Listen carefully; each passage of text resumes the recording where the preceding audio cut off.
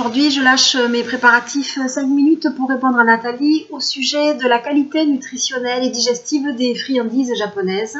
Et je vous parle de mes menus d'hier qui étaient jour gras.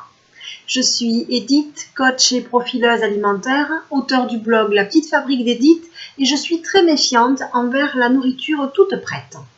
Cette vidéo est pour les fans de sushi, mochi, gâteaux de riz et autres. Elle est aussi pour les accros de fruits frais du jardin et pour tous les autres aussi. Hier donc, jour gras, j'ai commencé ma journée avec une tasse vitaminée d'eau chaude vitaminée et une cuillère à soupe de ghee.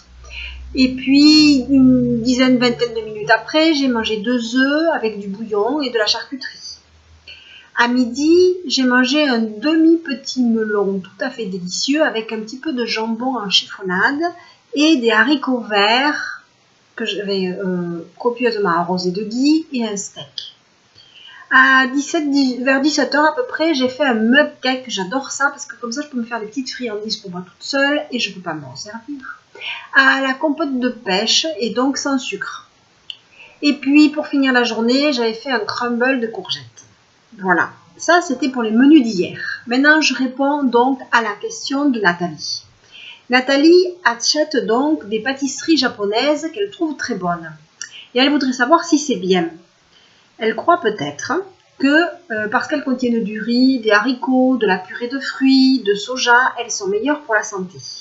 En fait, l'alimentation industrielle n'est pas faite pour vous faire du bien. Elle est faite pour vous faire consommer plus, toujours plus. Et par exemple, je n'ai jamais vu de riz gluant bio. Et le soja, c'est une catastrophe pour la santé. Je vous mets dans les commentaires un article que j'ai publié à propos du soja. Ces pâtisseries, pour moi, ne sont pas des aliments ressourçants. Elles sont bourrées de sucre. Ça, c'est pour l'angle nutritionnel. En ce qui concerne le niveau digestif, je ne suis pas dans les intestins de Nathalie. Je ne sais pas si elle a mal au ventre après avoir mangé ces pâtisseries, comment sont ses selles, son humeur et si son énergie se dérègle après. Je me doute que quand on commence à manger ces trucs-là, on ne peut plus s'arrêter. Ça devient addictif. Il y a des sucres rapides, des sucres lents et l'insuline qui se dérègle rapidement avec.